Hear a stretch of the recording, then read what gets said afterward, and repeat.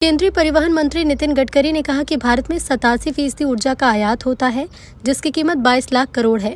ये पैसे जो देश के बाहर जाते हैं, क्या ये पैसे नहीं बचने चाहिए? जब हमने इथेनॉल बनाया तब मक्के का दाम 1200 रुपये प्रति क्विंटल था। इस पर MSP 1800 रुपये प्रति क्विंटल थी। जैसे इथेनॉल की बात आई तो इसकी कीमत बढ़ी और 2600 से 2800 रुपये प्रति क्विंटल हुई। इसका परिणाम हुआ कि आज उत्तर प्रदेश और बिहार में 3 गुना मक्का लग रहा है। जब ये 22 लाख करोड़ रुपए बचेंगे तो ये किसकी जेब में जाएंगे? ये देश के किसानों की जेब में जाएंगे। भारत में 87% एनर्जी जो होती है वो इंपोर्ट होती है और उसकी कीमत है 22 लाख करोड़ और ये 22 लाख करोड़ देश के बाहर जाते हैं। क्या ये नहीं बचने चाहिए? और जब हमने इथेनॉल बनाया, जब मक्के से परमिशन दी तो मक्के का भाव था 1200 रुपये क्विंटल, मार्केट प्राइस थी, और MSP 1800 रुपये क्विंटल थी।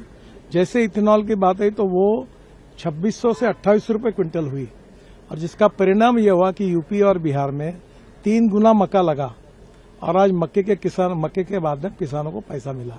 तो अगर ये 22 लाख करोड़ अगर बचेंगे तो ये किसके जेब में जाएंगे? ये देश के किसानों के जेब में जाएंगे।